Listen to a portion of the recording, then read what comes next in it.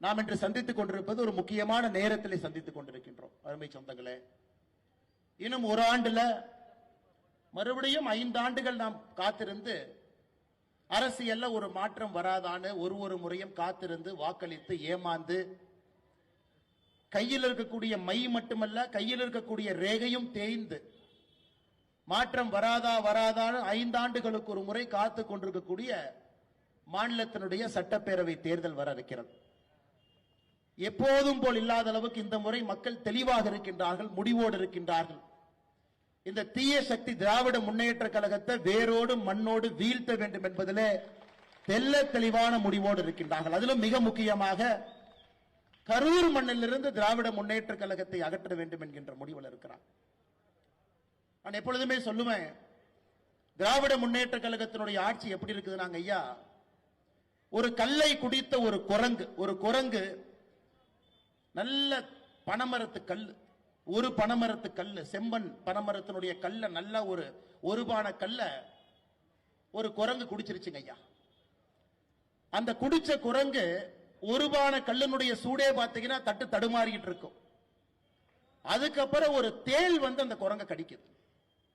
Already கல்ல குடிச்ச குரங்க ஒரு தேள் வந்து கடித்தால் அந்த குரங்கு எப்படி நடந்து கொள்ளுமோ அதுபோன்றுதான் தமிழகத்தில் திராவிட முன்னேற்ற கழகத்தினுடைய ஆட்சி கல்லை குடித்து தேலை கொட்டிய ஒரு குரங்காக திராவிட முன்னேற்ற கழகத்தினுடைய ஆட்சி இருக்கு. அவ்வளவு நிலை தடுமாறி இருக்கு.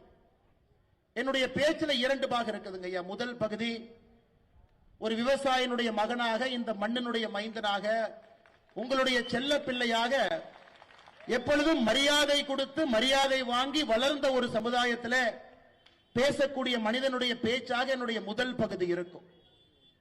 என்னுடைய பேச்சினுடைய 2வது பகுதி நேரடியாக திராவிட முன்னேற்ற கழகத்தினுடைய தற்குறிகள், உதயநிதி ஸ்டாலின் மற்றும் ஒரு தற்குறியாக இருக்கக்கூடிய அன்பில் மகேஷ் பொய்யாமொழி, அவருடைய பாணியில அதே மாதிரி திமுக ஸ்டைல பேச போறேன். இதுவரைக்கும் எந்த மேடையில அதுபோல் நான் பேசியதில்லை. இன்று கரூர் மேடையில திராவிட முன்னேற்ற கழகத்துக்கு அவர்களுடைய பாணியில் எப்படி பேசினா அவர்களுக்கு புரியும் என்பதில் என்னுடைய 2வது பாதையினுடைய என்னுடைய பேச்சு இருக்குங்க ஐயா. அதனால பெண்கள் யாரும் என்னை தவறாக நினைக்க கூடாது. அரசியல் காலகட்டத்தில் அங்கே நின்று கொண்டிருக்கின்றோம். முல்லை சில இடத்துல முள்ளால தான் எடுக்கணும். ஒரே பொய்ய திரும்ப திரும்ப சொல்லி குழந்தைகளுடைய எதிர்காலத்தோடு விளையாண்டு அவர்கள் மட்டும் நன்றாக இருக்க வேண்டும், நம்முடைய குழந்தைக்கு தரமான கல்வி கிடைக்கக்கூடாது, நம்முடைய குழந்தைகள் வாழ்க்கையில மேல வந்துடக்கூடாது என்பதில் தெல்ல தெளிவாக ஒரு அரசியல் கூட்டம், ஒரு குள்ளநெறி கூட்டம் தமிழ்நாட்டில் இருக்குதுங்க ஐயா. 60 ஆண்டு காலமாக தெல்ல தெளிவா இருக்கிறார். ஒரு கூட்டம் மட்டும் நம்மை ஆள வேண்டும், இன்னொரு கூட்டம் ஆள்வதற்கு அவர்களை தகுதிப்படுத்த வேண்டும். போஸ்ட் ஒட்டணும், கோந்து எடுத்துட்டு போகணும், அவர்களுக்கு விடிய விடிய கொடை பிடிக்கணும், பொதுக்கூட்டத்தில் உட்கார்ந்து கை தட்டி விட்டு அவர்கள் கொடுக்கக்கூடிய பிரியாணி பொட்டலத்தையும் அவங்க கொடுக்கக்கூடிய தண்ணீர் பாக்கெட்டையும் குடிச்சிட்டு போயிடணும்னு நினைத்துக் கொண்டிருக்கின்றார். அதையெல்லாம் இந்த முறை உடைத்து 2026 சட்டப்பேரவை தேர்தல் அதையெல்லாம் உடைத்து திராவிட முன்னேற்ற கழகம் என்கின்ற தீய சக்தியை இந்த மண்ணிலிருந்து வேரோடு அறுத்து எரிய வேண்டிய நேரம் இல்லை. நாங்க ஐயா தமிழ்நாட்டை ஆண்டவனே வந்தாலும் காப்பாற்ற முடியாதுங்க ஐயா. இதுக்கு முன்னாடி ஒரு பெரியவர் சொன்னார், சூப்பர் ஸ்டார் சொன்னார், ஒரு காலகட்டத்தில் சொன்னார், தமிழ்நாட்டை ஆண்டவனே வந்தாலும் காப்பாற்ற முடியாது. இன்னைக்கு உண்மையாலும் தமிழகத்தில் திராவிட முன்னேற்ற கழகம் 2026 ஆட்சிக்கு வந்தாங்கன்னா பஞ்சம் பிழைப்பதற்காக எல்லாம் தமிழ்நாட்டை விட்டு வேற இடத்துக்கு போயிட வேண்டியதான். அந்த அளவுக்கு மோசமாக இருக்கிறது. அதனால் நம்முடைய தார்மீக கடமை, நம்முடைய உரிமை, இவர்களை ஆட்சி பீடத்திலிருந்து இறக்கி அதிகாரம் அப்படிங்கறத ஒரு பைசா கூட கையில கொடுக்காம வைக்க வேண்டிய கட்டாயம் நமக்கு இருக்குங்க ஐயா. இன்னைக்கு பட்ஜெட் விளக்க பொதுக்கூட்டத்தில் நின்று கொண்டிருக்கின்றோம். உலகத்தில் எங்கேயும் இல்லாத சாதனையை ஒரு தமிழ் பெண், திருச்சியை சார்ந்த ஒரு தமிழ் பெண் 11 முறை மோடி அரசு போட்டிருக்கக்கூடிய பட்ஜெட்டை ஒரு தமிழ் பெண் 8 முறை பாராளுமன்றத்தில் சரித்திர சாட்சியாக அந்த பட்ஜெட் அளிச்சிருக்கிறாங்க. யோசிச்சு பாருங்க, ஒரு தமிழ் பெண், நம்ம பக்கத்து திருச்சி, இங்க படிச்சவங்க, இங்க வளர்ந்தவங்க. மோடி அவருடைய ஆட்சியில ஒரு பெண் எந்திரிச்சு தமிழ் மொழியில திருக்குறள்ல பேசி ஒரு முறை அல்ல, 2 முறை அல்ல, 8 முறை கொடுத்திருக்கக்கூடிய பட்ஜெட். இதே ஒரு சரித்திர சிறப்புங்க ஐயா. 2வது, நமக்கு நேரம் இருந்து இந்த பட்ஜெட்ல என்ன சொல்லி இருக்கிறாங்கன்னு யாராவது பெரியவர்களுக்கு நேரம் இருந்து பாத்தீங்கன்னா, இந்த பட்ஜெட் எப்பொழுதும் நம்ம சொல்றோம் இது வளர்ச்சியினுடைய பட்ஜெட். ஆனா இங்க திராவிட முன்னேற்ற கழகம் பட்ஜெட் போடுறாங்க. அவர்களுடைய ஒரு பட்ஜெட் விளக்க கூட்டத்திற்கு முதலமைச்சர் ஸ்டாலின் அவர்கள் வந்தது கிடையாது. ஒரு மேடையில முதலமைச்சர் ஸ்டாலின் அவர்கள் இல்ல நாங்க பட்ஜெட் இந்த மாதிரி போட்டிருக்கோம், 3 லட்சம் கோடி ரூபாய் எங்களுடைய பட்ஜெட், தமிழ்நாட்டில் பாருங்க இந்த போன்ற திட்டங்கள் எல்லாம் கொண்டு வந்திருக்கின்றோம், இதுவரை அவர் பேசியதில்லை. மேடை எதற்கேறாருன்னா மத்திய அரசு போட்டிருக்கக்கூடிய பட்ஜெட் சரியில்லை என்று சொல்வதற்காக மேடையின் மீது ஏறார். அதிலேயே நமக்கு தெரிய வேண்டும் எப்படிப்பட்ட குற்ற உணர்ச்சி நம்முடைய முதலமைச்சர் ஐயா மு க ஸ்டாலின் அவருக்கு இருக்கு. எப்படிப்பட்ட குற்ற உணர்ச்சி. நம்ம ஆட்சிக்கு வந்த பொழுது 2014 காங்கிரஸ் 10 ஆண்டு காலம் ஆண்டு விட்டு நம்மிடம் நாட்டை அளித்த பொழுது இந்த நாட்டினுடைய மொத்த பட்ஜெட்டுங்க ஐயா, முதல் பட்ஜெட் காங்கிரஸ் கடைசி பட்ஜெட் 19 லட்சம் கோடி. மொத்தமாக இந்த பட்ஜெட்டினுடைய சைஸ் பாத்தீங்கன்னா 19 லட்சம் கோடி. அதான் ஒரு வருஷத்துக்கான பட்ஜெட். ஆனா இந்த ஆண்டு நாம் அளித்திருக்கக்கூடிய பட்ஜெட் 51 லட்சம் கோடி. யோசிச்சு பாருங்க, நாட்டினுடைய வளர்ச்சி யோசிச்சு பாருங்க. 10 ஆண்டுகள்ல நம்முடைய பாரத நாடு 19 லட்சம் பட்ஜெட் போடக்கூடிய நாட்டிலிருந்து 51 லட்சம் பட்ஜெட் போடக்கூடிய பெரிய நாடாக வளர்ந்திருக்கின்றோம். 86,000 ரூபாய் ஒரு தனி மனிதனுடைய சராசரி வருமானம் இருந்துச்சுங்க ஐயா 2014 86,000 ரூபாய். 2025 ஒரு தனி இந்திய மனிதனுடைய வருவாய், ஒரு இந்தியனுடைய வருவாய், தனிப்பட்ட நபருடைய வருவாய் 2,20,000 உயர்ந்திருக்கிறது. 86,000 எங்க இருக்கு, 2,20,000 எங்க இருக்குன்னு பாருங்க. நாடு வளர்ந்து கொண்டிருக்கிறது. பொருளாதாரத்தில் 11வது இடத்தில் இருந்தோம், இன்று 10 ஆண்டுகள் 5வது இடத்துக்கு வந்திருக்கின்றோம். இன்னும் 3 ஆண்டுகள் கழித்து 3வது இடத்துக்கு வர இருக்கின்றோம். அவ்வளவு பெரிய வளர்ச்சிங்க. நம்முடைய கண் முன்னால் இந்த நாடு தான் இழந்த பெருமையை பார்க்கின்றோம், பார்க்கிறோம் ஐயா. இது எல்லாம் கூட உங்களுடைய உழைப்பு, மோடி அவர்களுடைய நேர்மை. இந்த நாடு வளர்ச்சியை சார்ந்து இருக்க வேண்டும் என்பதற்காக 11 ஆண்டு காலமாக ஒரு சங்கல்பமாக, ஒரு கர்மயோகியாக ஏழை மக்களுடைய நலனை முன்னிறுத்தி விவசாய பெருமக்கள் நன்றாக இருக்க வேண்டும் என்பதற்காக வளர்ச்சி பாதையிலே நம்முடைய பாரத நாட்டை பாரத பிரதமர் நரேந்திர மோடி அவர்கள் அழைத்து சென்று கொண்டிருக்கின்றார். அதெல்லாம் தாண்டி இந்த ஆண்டு பட்ஜெட் பாருங்க. எப்பொழுதுமே சொல்லுவோம், நம்முடைய நடுத்தர மக்கள் பெரும் சுமையை சுமக்கின்றார்கள்.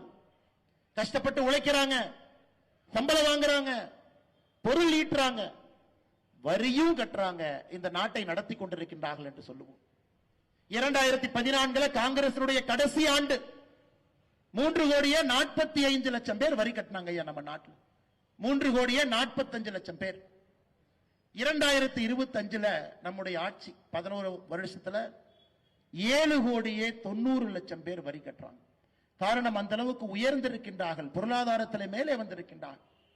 மோடி அவங்க நினைச்சாங்க இந்த பட்ஜெட்ல, நிர்மலா சீதாராமன் அவர்கள் நினைத்தார்கள், இப்படிப்பட்ட கடுமையாக உழைக்கக்கூடிய நடுத்தர மக்களுக்கு நாம் என்ன திரும்பி கொடுக்க போறோம், எதையும் எதிர்பார்க்காம நேர்மையாக கடமை தவறாம ஒரு ஆண்டும் வரிய கட்டுறாங்க.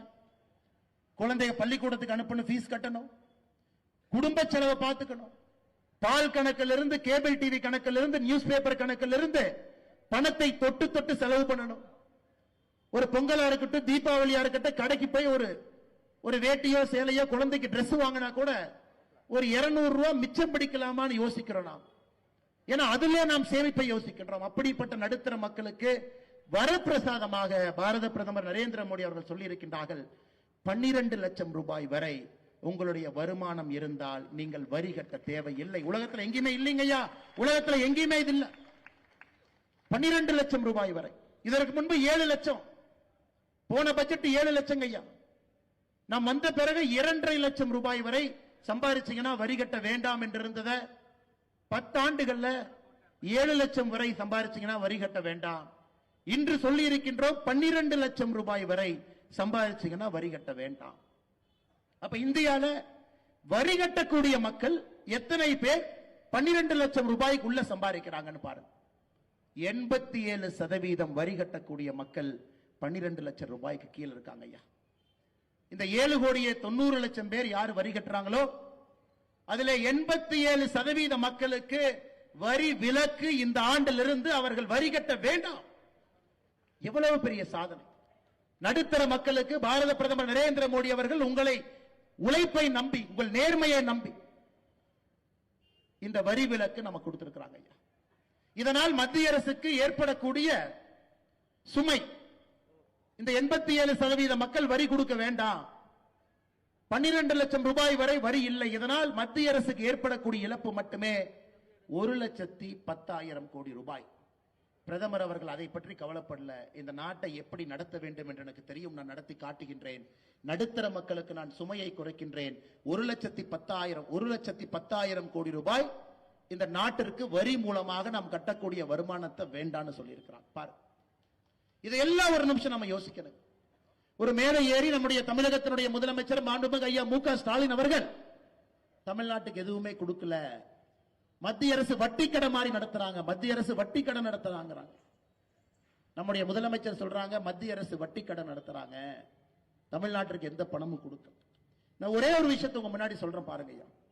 10 ஆண்டு காலம் காங்கிரஸ் ஆட்சி இருந்த பொழுது, திமுக அங்கம் வகித்த காங்கிரஸ் இருந்த பொழுது, 2004 14 வரை 10 ஆண்டுகள் மத்திய அரசு, காங்கிரஸ் அரசு, மன்மோகன் சிங் அவருடைய அரசு தமிழ்நாட்டிற்கு நேரடியாக வரி பகிர்மானம் எவ்வளவு கொடுத்தாங்கன்னு பாருங்க. அது ஆங்கிலத்திலே டெவல்யூஷன் கிராண்ட்ங்கிறோம். நேரடியாக மத்திய அரசு மாநில அரசு கொடுக்கக்கூடிய நிதி, திட்டங்கள் மூலமாக இல்லாமல் பணம் மூலமாக. 2004 14 வரை மத்திய அரசு தமிழகத்திற்கு நேரடி டெவல்யூஷனாக 10 ஆண்டுகள்ல 94,977 கோடி, கிராண்டாக 57,000 கோடி, மொத்தமாக 1,52,900 கோடி. 10 வருஷத்துல மத்திய அரசு தமிழக அரசுக்கு நிதி கொடுத்ததுங்க ஐயா 1,52,000 கோடி. நாம் இன்னைக்கு 11 வருஷம் ஆட்சியில் இருக்கும். 2014 25 இருந்து கொண்டிருக்கின்றோம். நாம எவ்வளவு கொடுத்திருக்கோம் பாருங்க ஐயா. மத்திய அரசு நேரடியாக மாநில அரசுக்கு, தமிழக அரசு டெவல்யூஷன் 3,44,000 கோடி, கிராண்ட் 2,70,000 கோடி, 6,14,000 கோடி ரூபாய் நேரடியாக பண பகிர்மானத்தை மத்திய அரசு மாநில அரசு கொடுத்திருக்காங்க. மறுபடியும் சொல்ற கேளுங்க ஐயா. 10 ஆண்டுகள்ல காங்கிரஸ் ஆட்சி தமிழகத்திற்கு நேரடியாக கொடுத்த பணம், திட்டம் மூலமாக இல்லை, பணமாக கொடுத்தது 1,52,000 கோடி. 11 ஆண்டுகள்ல நாம் நேரடியாக தமிழக அரசுக்கு மோடி ஐயா கொடுத்தது 6,14,000 கோடி. 5 மடங்கு அதிகமாக மாநிலத்திற்கு, தமிழகத்திற்கு மட்டுமே பாரத பிரதமர் நரேந்திர மோடி அவங்க கொடுத்திருக்கிறாங்க. இதுல முதலமைச்சர் சொல்றார், ஆமா முதலமைச்சர் அவர்களே, உங்க மருமக சபரீஷன் கோடி கோடியா சம்பாதிக்கிறதுனால இந்த 12 லட்சம் ரூபாய் கீழே வரமாட்டார், அதனால உங்களுக்கு கோபமா? இல்ல உங்க மகன் நடத்தக்கூடிய ரெட் ஜெயின்ஸ் நிறுவனம் அவர்களுக்கு வரி விதிப்பு வைத்திருக்கிறாங்க, அவங்களும் 12 லட்சத்துக்குள்ள வரமாட்டாங்கன்னு கோபமா? நடுத்தர மக்கள் சந்தோஷமா இருக்கிறாங்க. அவர்கள் சம்பாதிக்கக்கூடிய பணத்திலே வரி வேண்டாம் என்று மோடி சொல்லி இருக்கின்றார். 12 லட்சம் ரூபாய் வரை 87% இந்தியால வரி கட்டுறவங்களுக்கு வரி இல்லைன்னு சொல்றாங்க, அவங்க சந்தோஷமா இருக்கிறாங்க. உங்களை போன்று காலையில சூரியன் உங்க உடம்புல படணும்னாவே 11 மணிக்கு ஏசி ரூம்ல இருந்து வெளியே வந்தா தான் சூரியன் உங்க மேல படும். 5:30 மணிக்கு சூரியன் படுறவங்க, 6 மணிக்கு சூரியன் படுறவங்க, காடு தோட்டத்துல ஆட்டுக்குட்டி வச்சு பொழப்பு நடத்துறவங்க, முருங்கைக்காயை பறிச்சு பொழப்பு நடத்துறவங்க, தேங்காய் மரத்தை வச்சு பொழப்பு நடத்துறவங்க,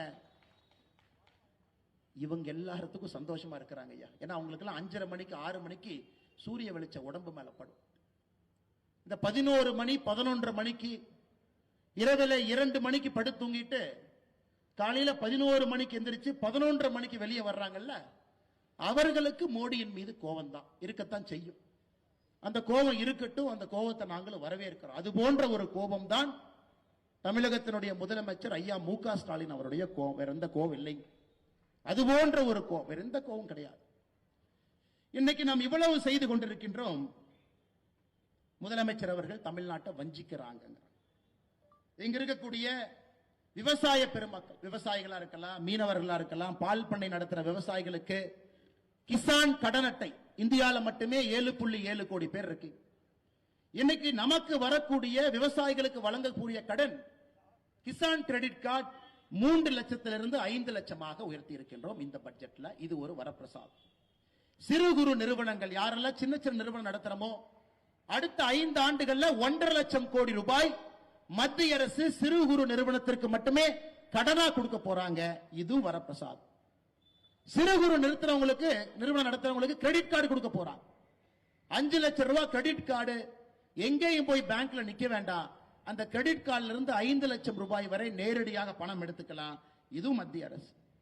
கேன்சர் உட்பட 36 உயிர் காக்கும் மருந்துகளுக்கு வரியை நீக்கி இருக்கின்றார்கள், கஸ்டம் டியூட்டியை நீக்கி இருக்கிறாங்க. இதுவும் முக்கியம். இன்னும் நம்ம நல்லா புரிஞ்சுக்கணும். கரூர்ல எத்தனையோ இடத்துல பார்க்கிறோம், நடுத்தர குடும்பத்தினுடைய குழந்தைகள், ஏழை தாயினுடைய குழந்தைகள் முதலா மருத்துவம் படிக்கிறாங்க.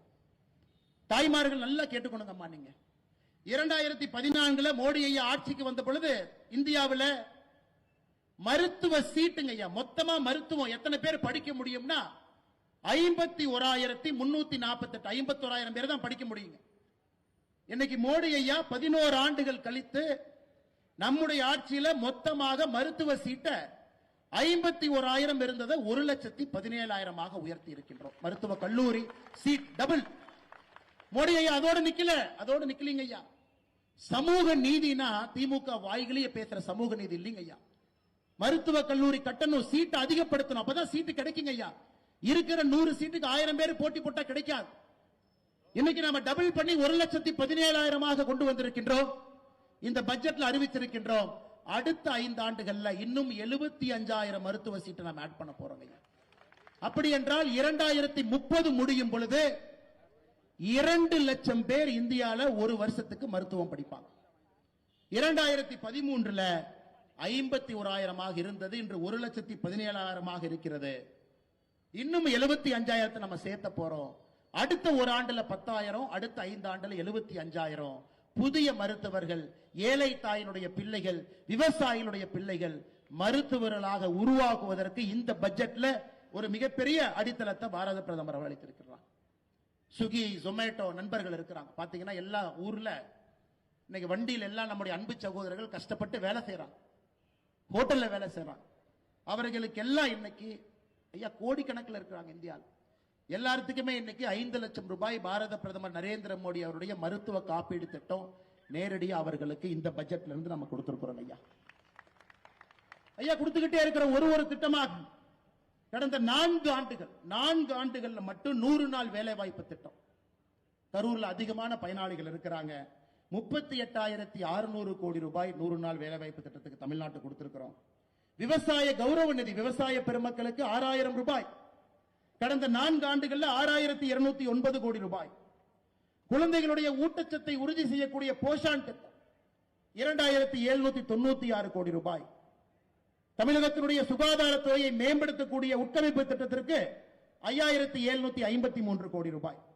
தேசிய சமூக உதவி திட்டம், அதாவது நம்முடைய முதியோர்களுக்கு உதவித்தொகை 2,480 கோடி.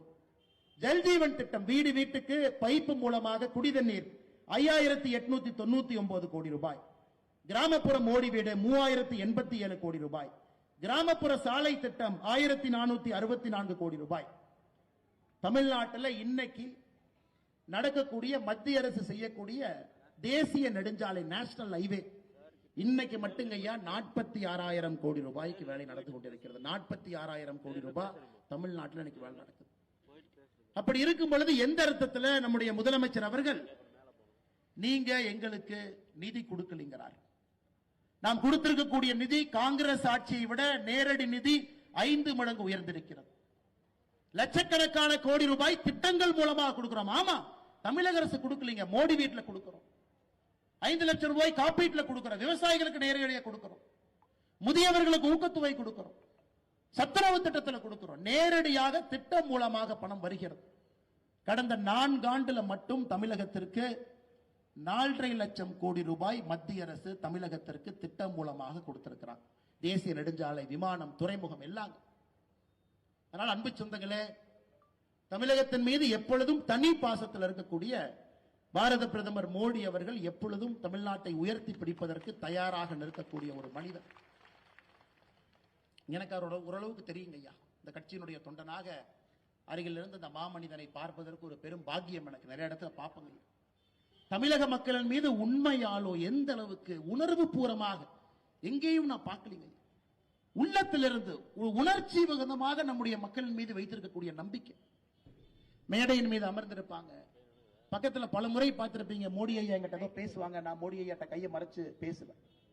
அவர் கேட்கறதெல்லாம் பெண்களை பார்த்தாங்கன்னா முதல் கேள்வி என்ன கேட்பாருன்னா, பெண்கள் இத்தனை பேர் வந்திருக்கிறாங்களே, அவங்களுக்கு கழிப்பறை வசதி எல்லாம் பண்ணிருக்கியான்னு கேட்பாரு. நான் சொல்லுவேன், பண்ணிருக்கேன் சார், அங்க இருக்கு அப்படி. தண்ணி வசதி அப்படிமா, தண்ணி எல்லாம் பண்ணிருக்கிறோங்க ஐயா.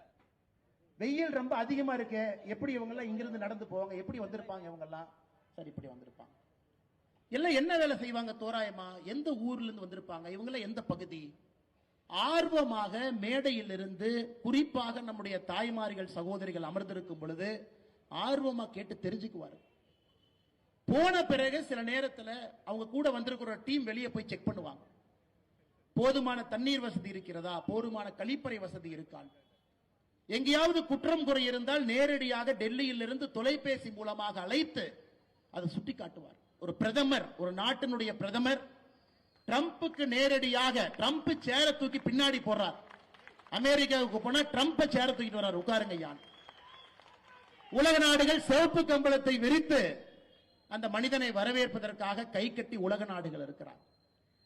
இன்னைக்கு இந்தியால கட்டார் நாட்டினுடைய எமீர் இருக்கிறார், இஸ்லாமிய நாட்டினுடைய ஒரு மிக முக்கிய தலைவர்.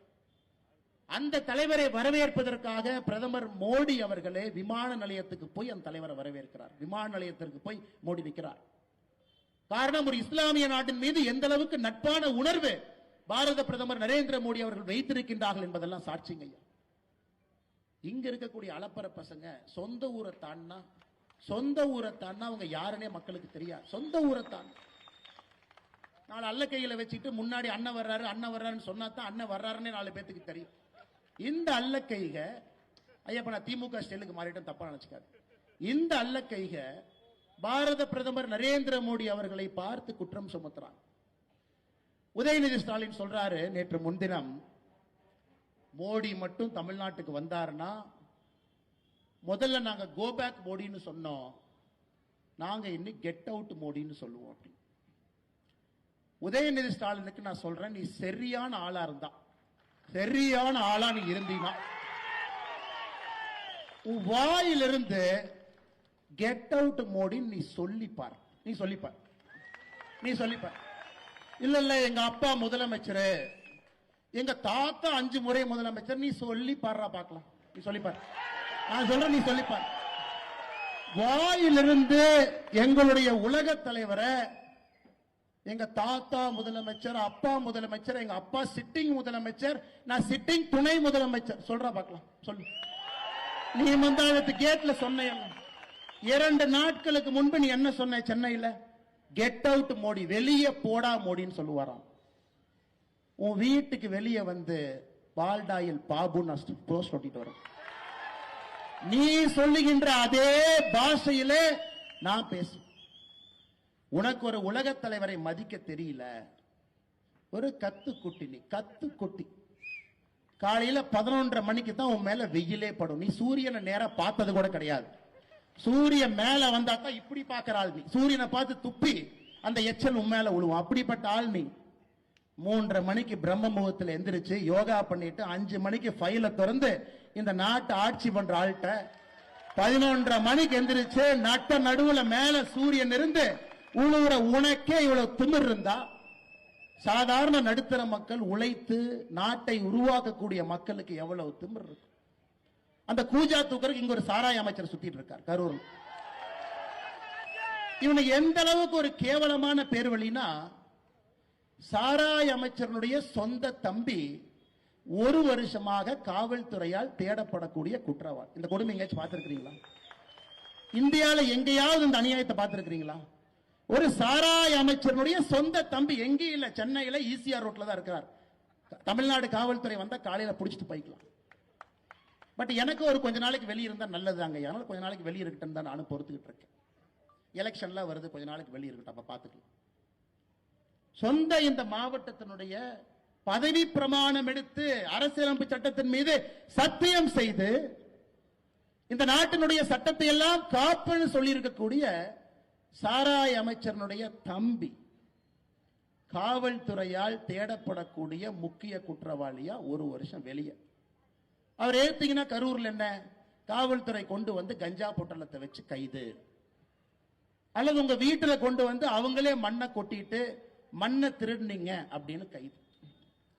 அதுதான் கரூர்ல இருக்கக்கூடிய பாரதிய ஜனதா கட்சியினுடைய தலைவர் தொண்டருக்கு இந்த சாராய அமைச்சர் குடிக்கக்கூடிய பரிசா இருக்கு. கரூர்ல இருக்கக்கூடிய அண்ணன் விஜயபாஸ்கர் அவர்கள், இதற்கு முன்பு அமைச்சராக இருக்கக்கூடிய அனைத்து இந்திய அண்ணா திராவிட முன்னேற்ற கழகத்தில் அமைச்சராக இருக்கக்கூடிய அண்ணன் விஜயபாஸ்கர் அவர்கள், அவங்க கூட இருக்கிறவங்களுக்கும் இதுதான் சாராய அமைச்சர் கிடைக்கக்கூடிய பரிசா இருக்கு.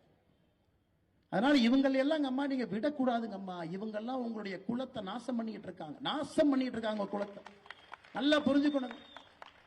அன்பில் மகேஷ் பொய்யாமொழி நேத்தனை பார்த்து கேட்கிறாரு, ஏப்பா நீ 3 மொழி கத்துக்கன்னு அண்ணாமலை சொல்றியே, உனக்கெல்லாம் என்னையா தகுதி இருக்கு? நான் சொல்றேன் அன்பில், நல்லா கேட்டு காதுல நல்லா திறந்து கேட்டுக்க. நான் சொல்றேன் நல்லா கேட்டுக்க. இதே ஊர்ல 20 வயசு வரை நான் கழிப்பறையை பார்த்தது கிடையாது. அது போன்ற ஒரு குடும்பத்தில் வளர்ந்தவன் நான். காலையில ஸ்கூலுக்கு போகும்போது ஆட்டு புலக்கை அள்ளி கொட்டிட்டு மாட்டுச்சாலை தள்ளி வீசிட்டு ஆட்டை கொண்டு போய் தோட்டத்தில் ஓட்டிட்டு ஸ்கூல் போகும்போது சைக்கிளை நிறுத்திட்டு பேருந்தில் ஏறி போய் படிச்சவன் நான். அதனால இந்த பந்தா பண்ற வேலை எங்கிட்ட வச்சுக்க. நாங்கள் கேட்பது ஆதாரப்பூர்வமான கேள்வி. இதெல்லாம் 4:30 மணி 5 மணி 6 மணிக்கு சூரியன் பார்த்து வளர்ந்த உடம்புங்க. உங்களை போல 11 மணி 12 மணிக்கு உச்சித்தலையில சூரியனை பார்த்து எந்திரிச்சவங்க கிடையாதுங்க. நாமெல்லாம் சாதாரண மக்களாக இருந்து இங்கே நின்று உங்களோடு உங்களுடைய சொந்தமாக பேசிக் கொண்டிருக்கின்றேன். எனக்கு வழி தெரியுங்க. கல்வியினுடைய பெருமை எனக்கு தெரியும். கற்றவனுக்கு போராடத்துல என்ன சிறப்பு என்பது எனக்கு தெரியும். மோடி அவர்கள் கை கொடுத்து என்னை மதிக்கிறார்னா என்னுடைய கல்விக்காக, வேற எதுவுமே கிடையாதுங்க. வேற என்னங்க, கல்விக்காக மட்டும்தான், அதற்கு மட்டும்தான், வேற எதுவும் கிடையாது. அதே போலதான் உங்கள் குழந்தையும் இருக்க வேண்டும் என்பதற்காகத்தான் இந்த போராட்டம். வேற ஒரு வெங்காயம் கிடையாதுங்க. அந்த போராட்டம் அதற்காக மட்டும்தான். இவர்களுக்கு என்ன, இவர்களுக்கு பின்னுக்கு இவங்க குழந்தை, அதற்கு பிறகு உதயநிதி, அதன் பிறகு இன்ப நிதி, இப்படியே சுத்தணும். நம்ம குழந்தைங்க கை கட்டி போஸ்ட் ஒட்டணும். வெக்கமா இல்லையா உங்களுக்கு எல்லாம்? நீ சொன்ன ஒரு ஆளுமே 3 மொழியை படிக்கிறான். மோடி என்ன சொல்றாரு? மும்மொழி கொள்கைங்கிறது என்னங்க ஐயா? படிக்கிறதெல்லாம் தமிழ்ல, ஒரு ஆங்கில மொழி, ஏதாவது ஒரு இந்திய மொழிய 3வது மொழியா படிங்கன்னு சொல்றார். கன்னடம் பிடிக்குதா கன்னடம் படிங்க, தெலுங்கு பிடிக்குதா தெலுங்கு படிங்க, சமஸ்கிருதம் பிடிக்குதா சமஸ்கிருதத்தை படிங்க, ஹிந்தி பிடிக்குதா ஹிந்திய படிங்க. ஒரு மொழிய 3வது மொழிய பிடிச்ச மொழிய படிங்க. இதுல எங்க ஹிந்திய திணிக்கிறார்? எங்கங்க ஹிந்திய திணிக்கிறார்? மோடி அவர்கள் எங்கே ஹிந்திய திணிக்கிறார்? யாராச்சும் ஒருத்தர் தயவு செஞ்சு எனக்கு சொல்லுங்க. மோடி அவர்கள் எங்கேயும் ஹிந்தி என்கின்ற வார்த்தையை பயன்படுத்தல. இந்த மனுஷன் தமிழ்நாட்டுக்கு வந்தாவே ஆங்கிலத்தில் பேசுறாருங்க ஐயா. இந்த மனுஷன் தமிழ்நாட்டுக்கு வந்தாவே ஹிந்தியில பேசுறது இல்ல, ஆங்கிலத்தில் பேசுறார். அந்த ஸ்பீச்சை மொழிபெயர்த்து தமிழ நம்ம மொழிபெயர்க்கிறோம். தமிழ்நாட்டிற்கு வந்தே ஹிந்தி பேசாம, இந்தியாவில் இருக்கக்கூடிய ஒரே ஒரு மாநிலத்தில் ஹிந்தி பேசாம ஆங்கிலத்தில் உங்களிடம் பேசுறாங்க. தட்டு தடுமாறி தமிழ் கத்துக்கிட்டு தமிழும் பேசுறாங்க. இந்த மனுஷன் ஹிந்தியை திணிப்பாராங்க ஐயா? இந்த மனுஷன் ஆங்கிலத்தை விட ஹிந்தியில் அழகா பேசலாமே, உணர்ச்சியா பேசலாமே. இந்த மனிதனும் நம்மளை போல இங்கிலீஷ் கத்துட்டு பேசுறாருங்க ஐயா. இவருக்கு ஹிந்தி நல்லா வரும், குஜராத்தி, அதன் பிறகு ஹிந்தி கத்துக்கிட்டார். நமக்கு மதிப்பளித்து நம்முடைய உணர்வை புரிந்து கொண்டு தமிழகத்திற்குள்ள காலெடுத்து வைத்தாலே ஆங்கிலத்தில் பேசக்கூடிய மோடி எங்க நிக்கிறாரு? எங்க நிக்கிறாரு பாரு. அதற்கு நம்ம மேடையில் அவரே சொல்றாரு பல இடத்துல, உங்களுடைய அற்புதமான மொழி எனக்கு தெரியாது, மன்னிச்சுக்கங்க, அதனால ஆங்கில மொழியில் உங்கள்கிட்ட பேசுறேன். இந்த மனுஷன் ஹிந்தியை திணிக்கிறாரா? இவரே தமிழ்நாட்டில் ஹிந்தி பேசுனது இல்ல, நம்மள எதுக்குங்க ஹிந்தி படின்னு ஒரு சொல்ல போறாரு. இவர் சொல்வது உங்களுடைய குழந்தை நன்றாக இருக்க வேண்டும், நன்றாக வளர வேண்டும், பெரிய ஒரு மனிதராக வர வேண்டும் என்றால் 3 மொழி தயவு செஞ்சு கத்துக் கொடுங்க. தமிழ் மொழியில படிக்க வைங்க, ஆங்கில மொழியில ஒரு பேப்பரை வச்சுக்கங்க. ஒரே ஒரு மொழி, மலையாளமோ கன்னடமோ தெலுங்கோ ஒரு மொழி, ஒரே ஒரு பேப்பரை 6ஆம் கிளாஸ்ல இருந்து கூட படிச்சுட்டு வரட்டும், அவ்வளவுதான் அவர் சொல்றாரு. அதை பொய்ய சொல்லி மேடைய போட்டு நீங்களே இந்தி கூட்டணி என்கின்ற போர்வையில உலகமாக அயோக்கியன்ல ஒரே மேடையில் உலகமாக அயோக்கியன் கேட்டா இந்தி கூட்டணி எல்லாம் சொல்றாங்க. ஐயோ ஹிந்தியை திணிக்கிறார். எங்கேயா இந்த அன்பில் மகேஷ் பொய்யாமொழி அவருடைய சொந்த ஊர்ல திருச்சி பச்சைமலை ராமநாதபுரம் கிராமத்துக்கு போங்க. ஒரு ராமநாதபுரம் ஒரு கிராமம் இருக்குங்க பச்சைமலையில, திருச்சி, அவருடைய சொந்த மாவட்டம். 2 ஆண்டுகளாக அந்த ஊர்ல அரசு பள்ளி இடிச்சு மக்கள் அங்க இருக்கக்கூடிய அரசு மரத்துக்கு கீழே போர்டு வச்சு படிச்சுட்டு இருக்கிறாங்க. மாநிலத்தினுடைய கல்வித்துறையினுடைய அமைச்சருடைய சொந்த ஊர்ல மக்கள் அரசு மரத்து கீழே பிளாக் போர்டு வச்சு படிக்கிறாங்க. காரணம் 2 ஆண்டுகளுக்கு முன்பு இடிக்கப்பட்ட பள்ளி இன்னும் கட்டலிங்க ஐயா. இவரு மகன் அன்பில் மகேஷ் பொய்யாமொழியினுடைய மகன் பிரெஞ்சு படிப்பாராமா. பிரெஞ்சு படிக்கிறாருங்க ஐயா, பிரெஞ்சு படிக்கிறார். அவர் ஹிந்தி கூட படிக்கல, அவர் வேற எந்த மொழியும் படிக்கலீங்க, ஆங்கிலம் நேரா பிரெஞ்சு. ஆனா பள்ளி கல்வித்துறை அமைச்சருக்கு அரசு பள்ளியிலே படிக்கக்கூடிய நம்முடைய மாணவர்கள் 2 மொழி மட்டும்தான் படிக்கணுமா, 3வது மொழி படிக்கக்கூடாது.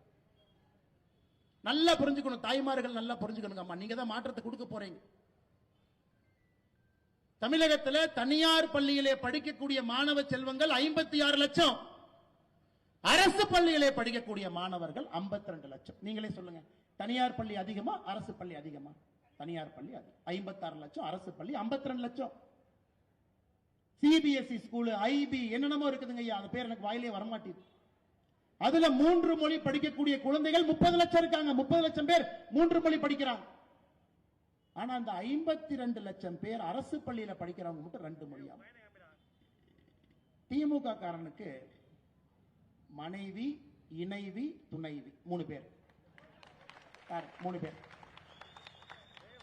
நான் சொல்லிட்டே வர, நல்லா கேளுங்க. 3 பேர். திமுக கார நடத்தக்கூடிய பள்ளியில 3 மொழி. திமுக கார நடத்தக்கூடிய பள்ளியில 3 மொழி, மனைவி, இணைவி, துணைவி 3 பேர்.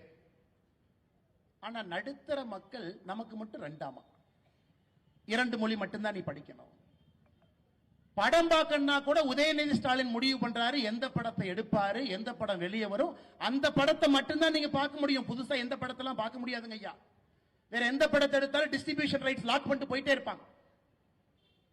இன்னைக்கு டாஸ்மார்க்ல ஒரு அண்ணன் சொன்னாரு, அண்ணா கூலிங்கா பீரே இல்லை. நான் சொன்ன கூலிங் பீரை விடுங்கண்ணா, நீங்க நினைக்கிற ஐட்டம் அங்க இருக்கான்னு. அது கூட திமுக கார என்ன தயாரிக்கிறானோ அதான் டாஸ்மார்க்ல இருக்கு. அங்கேயும் கூட உங்களுக்கு சாய்ஸ் எல்லாம் கிடையாது. அவன் என்ன விற்கிறானோ அதான் வாங்கிட்டு வரணும்.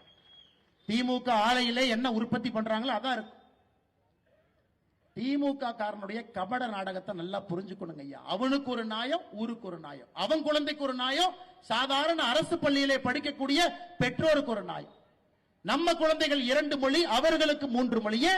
அவங்க மேல மேல மேல போகணும், நம்ம குழந்தைங்க போஸ்ட் அடிச்சு ஒட்டிக்கிட்டே இருக்கணும். இந்த நியாயத்தை எப்படி நாம் ஏற்றுக்கொள்ள முடியும்? நீங்களே சொல்லுங்க. ஹிந்தி எங்கேயும் திணிக்கப்படவில்லை. ஒரு மொழியை படிங்கன்னு பிரதமர் சொல்றாங்க, இந்தியா முழுவதும் படிக்கிறாங்க. தமிழகத்தினுடைய பள்ளி கல்வித்துறை பாருங்க ஐயா, கடந்த 4 ஆண்டுகள்ல பட்ஜெட்டை மட்டும் பாருங்க. 4 ஆண்டுகள்ல பள்ளி கல்வித்துறைக்கு இருக்கக்கூடிய பட்ஜெட் 4 ஆண்டுகள் எவ்வளவு வந்திருக்கு? 2021-22 32,599 கோடி தமிழக அரசினுடைய கல்வி பட்ஜெட். 2022-23 36,895 கோடி. 23-24 40,299 கோடி. 24-25 44,000 கோடி. அப்படின்னா கடந்த 4 ஆண்டுகளை மட்டும் பெரியவர்களே தாய்மார்களே பள்ளி கல்வித்துறைக்கு ஒதுக்கப்பட்ட பட்ஜெட் 4 வருஷத்துல மட்டும் 1,53,000 கோடி ரூபாய். இந்த 2,100 கோடியை தூக்கிட்டு வந்திருக்காங்க. 1,53,000 கோடி ரூபாய் பள்ளி கல்வித்துறையினுடைய பட்ஜெட். நாம கேட்கிறோம், எதுக்கு அரசு பள்ளியில டாய்லெட் இல்ல? மோடி 2,190 கோடி கொடுக்கல.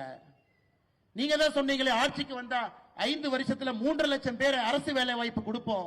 எங்கயா கொடுக்கல? மோடி 2,190 கோடி கொடுக்கல. தமிழ்நாட்டில் மக்கள் அரசு மரத்து கீழே அமர்ந்து படிக்கிறாங்களே, எங்கயா பில்டிங்கை காணா? மோடி 2,190 கோடி கொடுக்கல. தமிழ்நாட்டில் 35 மாணவர்களுக்கு ஒரு ஆசிரியர் இருக்கணும் நியாயப்படி.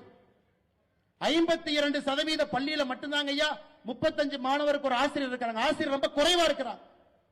ஆசிரியர் ரெக்ரூட்டே பண்றது இல்ல. எங்கன்னு கேட்டா மோடி அவர்கள் 2,190 கோடி கொடுக்கல. ஏயா 1,53,000 கோடி ரூபாய் பட்ஜெட்டை வச்சுக்கிட்டு PM ஸ்ரீ பள்ளிக்கூடத்தை கொண்டு வா என்று மத்திய அரசு சொன்னா அதை அப்படியே மடை மாற்றி திருப்பி நாங்க ஒத்துக்க மாட்டோம் என்று சொல்றீங்க. இங்க இருக்கக்கூடிய நடுத்தர மக்கள், ஏழை தாயினுடைய மக்கள், விவசாய பெருமக்களுடைய மக்கள் 3 மொழி படிக்க கூடாது, அவங்க 2 மொழி தான் படிக்கணும், இங்கேயே சுத்திக்கிட்டு இருக்கோம்.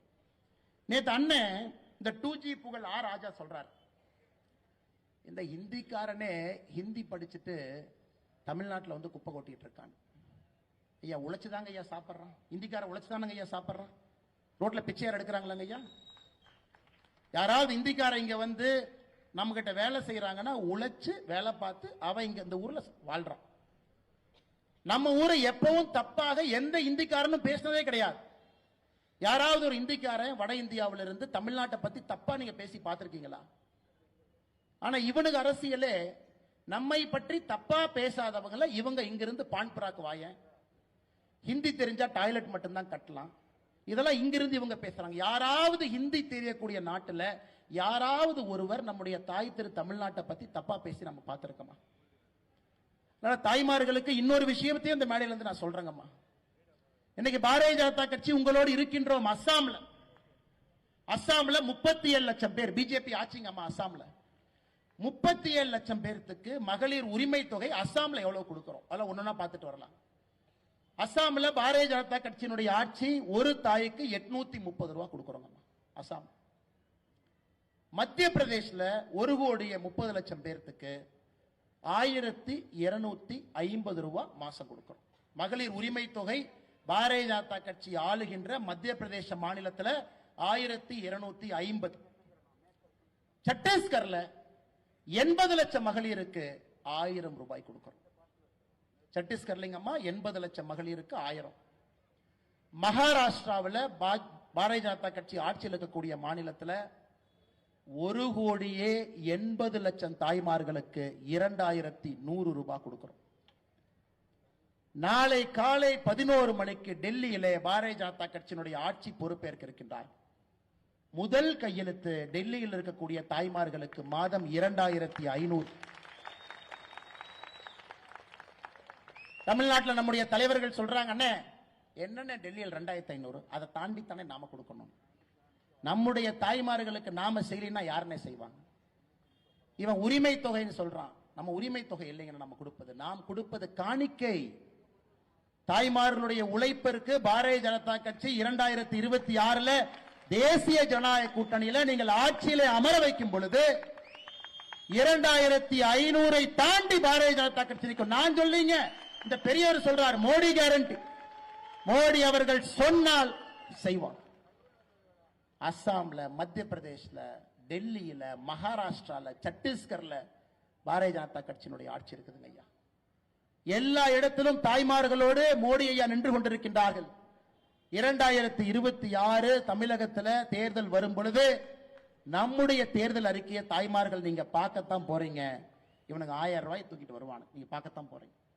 காரணம், உழைக்கும் வர்க்கத்தை முன்னேற்ற வேண்டும் என்று பாரதிய ஜனதா கட்சி நினைக்கிறோம். நீங்க கிடைக்கல அண்ணே 2,500 ரூபாய் கொடுத்தா எவ்வளவுனே ஆகும். நான் கணக்கு சொல்றேங்கம்மா. அண்ணே 1000 ரூபாய் கொடுக்காமே உனக்கு பணம் இல்லைங்கிறானுங்க, தட்டு தடுமாறுறானுங்க. உங்க பாட்டுக்கு நீங்க மைக் எடுத்து 2,500 தாண்டி கொடுப்போம் சொல்றீங்களேன்னா அப்ப மத்த பணம் எல்லாம் சரியா வருமா? ஸ்கூலுக்கு பணம் கொடுக்கணும், ரோடு போடுறதுக்கு பணம் கொடுக்கணும், ஹாஸ்பிட்டல் நடத்துறதுக்கு பணம் கொடுக்கணும், வளர்ச்சி குறையாம இருக்கணும். எப்படிங்கன்னா கொடுப்பீங்க? அம்மா 3 லட்சம் கோடி ரூபாய் பட்ஜெட் போடுறாங்க. தமிழக அரசினுடைய வருடாந்திர பட்ஜெட் 3 லட்சம் கோடி. 30% கமிஷன் அடிச்சா 90,000 கோடி. அம்மா இதெல்லாம் கமிஷன் அடிக்க தெரியாத கூட்டம். இந்த பிஜேபியில வந்து உங்களுக்கு கமிஷன் என்னன்னே தெரியாது. இவன் கமிஷன் வாங்க போனாங்கன்னா இவன் கமிஷன்காரனுக்கு 10 ரூபா கொடுத்துட்டு வர்ற கூட்டம் தான் இங்கெல்லாம் பிஜேபியில் இருக்கிறான். நேர்மை நாணயம் என்று சொல்லக்கூடிய கூட்டம் தான் இன்னைக்கு பாரதிய ஜனதா கட்சி. நாம கமிஷன் அடிக்காம ஆட்சி நடத்தும் பொழுது நமக்கு எதுக்கு 90,000 கோடி வேணுங்க? அந்த பணமெல்லாம் உங்களுக்கு வந்துட்டு போகுது. தரமில்லாத சாலைகள், தரமில்லாத மருத்துவமனை, தரமில்லாத எல்லா பொருளையும் தமிழ்நாட்டில் பார்த்துக்கிட்டு இருக்கோம். எந்த பாலை எப்ப உழுவும் தெரியாது. அதனால் நாங்கள் தெல்ல தெளிவாக இருக்கின்றோம். எங்களால் இங்க இருக்கக்கூடிய தாய்மார்களுக்கு காணிக்கையாக உங்களோடு நாங்கள் நிற்போம், உங்களை உயர்த்துவோம். காரணம், உங்களிடம் சேமிப்பு இருந்துச்சுன்னா, ஒரு தாய்மார் கையில சேமிப்பு இருந்ததுன்னா அது நாட்டிற்கு நீங்க திரும்ப அந்த பணத்தை கொடுக்க போறீங்க. நீங்க எந்த பொருளை வாங்கினாலும் திரும்ப அந்த பொருள் உங்க கைக்கு வரும் பொழுது அந்த பணம் இந்த நாட்டுக்கு வருது. தாய்மார் எப்பொழுதும் சரியா யோசிச்சுதான் செலவு பண்ணுவாங்கிற நம்பிக்கை பாரத பிரதமர் நரேந்திர மோடி ஐயா கையில் இருக்குதுங்க ஐயா. அதனாலதான் 830 அஸ்ஸாம்ல, சத்தீஸ்கர்ல 1000, மத்திய பிரதேசல 1,250, மகாராஷ்டிராவில் 2,100, டெல்லியிலே நாளையிலிருந்து 2,500 நம்மால் கொடுக்க முடியும். வளர்ச்சியை இவங்களால கொடுக்க முடியாது. காரணம், 90,000 கோடி கொள்ளை அடிக்கணும், பணமும் கொடுக்கணும், ரோடும் போடணும், ஹாஸ்பிட்டலும் கட்டினா எப்படிங்க ஐயா பட்ஜெட் பத்து? அன்பு சொந்தங்களே, இங்க இருக்கக்கூடிய அன்பு தாய்மார்களே, நாங்கள் உங்களோடு நிற்போம். திமுக காரன் பிஜேபி என்ன எக்ஸ்ட்ரா கொண்டு வருதுன்னு பாருங்க.